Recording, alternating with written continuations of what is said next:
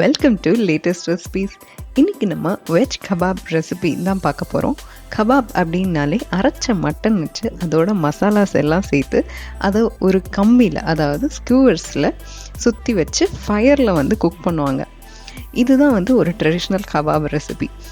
இன்றைக்கி நம்ம mutton kebab recipes infuse பண்ணி வெஜ் கபாப்ஸ் எப்படி செய்யலான்னு இன்ஸ்பயர் ஆன டிஷ் தான் வெஜ் கபாப் ரெசிபி. கண்டிப்பாக இந்த ரெசிபி உங்களுக்கு ரொம்பவே பிடிக்கும் மற்றும் யூஸ்ஃபுல்லாக இருக்கும். அதுக்கு முன்னாடி லேட்டஸ்ட் ரெசிபீஸ் சேனலை சப்ஸ்கிரைப் பண்ணாதவங்க மறக்காமல் சப்ஸ்கிரைப் பண்ணிக்கோங்க, பெல் பட்டனையும் கிளிக் பண்ணிக்கோங்க. வாங்க வீடியோக்குள்ளே போகலாம். நான் இங்கே 1.5 வாழைக்காய் வந்து எடுத்திருக்கேன். இதை உப்பு சேர்த்து பாயில் பண்ணி எடுத்து வச்சுருக்கேன். பொடியாக நறுக்கிய ஒரு வெங்காயம், தேங்காய் துண்டுகள் 1/4 கப், மிளகாய்த்தூள் 1 டீஸ்பூன், தனியாத்தூள் 2 டீஸ்பூன், மசாலாக்கு 2 காஞ்ச மிளகாய், ஒரு 4 பல் அளவுக்கு பூண்டு, 2 டேபிள் ஸ்பூன் அளவுக்கு உடைச்ச கடலை, கசகசா, 1 டீஸ்பூன் அளவுக்கு சோம்பு, 3 கிராம்பு, 3 ஏலக்காய், கொஞ்சம் பட்டை, தேவையான அளவு உப்பு. இப்போ நம்ம எடுத்து வச்சிருக்கிற இந்த மசாலா பொருட்களை எல்லாமே நல்லா அரைச்சி எடுத்து வச்சுக்கலாம். ரொம்ப மைய அரைக்காதீங்க.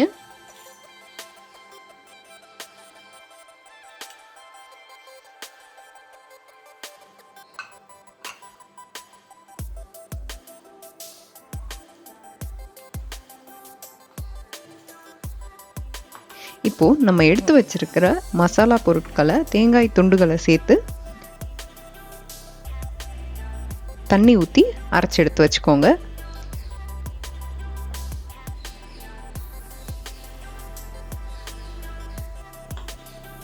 பாருங்கள், நான் இதை ரொம்ப மைய அரைக்கலை, ஓரளவுக்கு அரைச்சி எடுத்து வச்சுருக்கேன். இதே போல் அரைச்சி எடுத்து வச்சுக்கோங்க. நம்ம வாழைக்காயை வேக வச்சு நல்லா ஆற விட்டு எடுத்து வச்சுக்கோங்க. இப்போது நம்ம இதை தோல் நீக்கிட்டு ரஃப்பாக கொஞ்சம் கொஞ்சம் துண்டாக கட் பண்ணி எடுத்து வச்சுக்கலாம். இதை நீங்கள் வந்து கையால் கூட வந்து மசிச்சிடலாம். ஆனால் நான் வந்து இதை மிக்சியில் போட்டு லைட்டாக கிரைண்ட் பண்ண போகிறேன். இதே நீங்கள் உருளைக்கிழங்கு வச்சு கூட இந்த கபாப் செய்யலாம், ரொம்பவே நல்லாயிருக்கும்.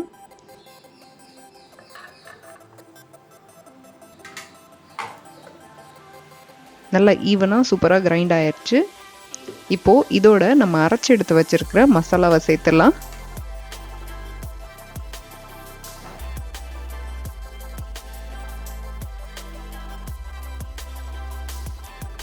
அதோட வெங்காயம், மிளகாய்த்தூள், தனியாத்தூள், உப்பு,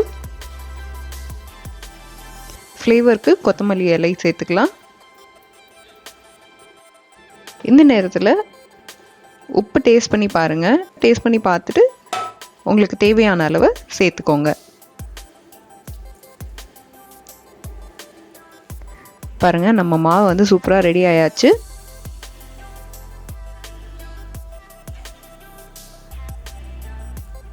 இதில் நான் 1 டேபிள் ஸ்பூன் அளவுக்கு அரிசி மாவு சேர்க்குறேன். அரிசி மாவு சேர்க்குறதுனால உங்களுக்கு நம்ம கபாப்ஸ் நல்லா கிறிஸ்பியாக வரும். அவ்வளோதாங்க, நம்ம கபாப் மிக்ஸ் ரெடி ஆயாச்சு.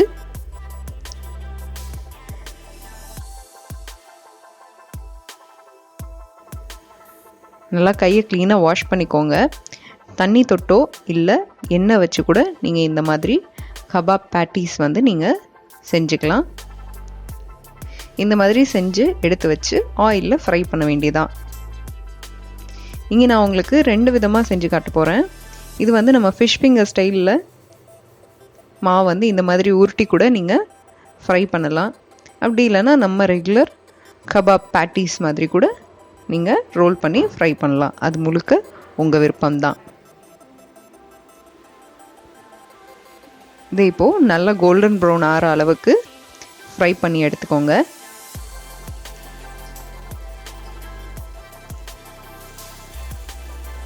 எண்ணெய் வந்து ரொம்ப லோ ஃப்ளேம்லேயும் இல்லாமல் ஹைலேயும் இல்லாமல் மீடியமாக வச்சு ஃப்ரை பண்ணிக்கோங்க.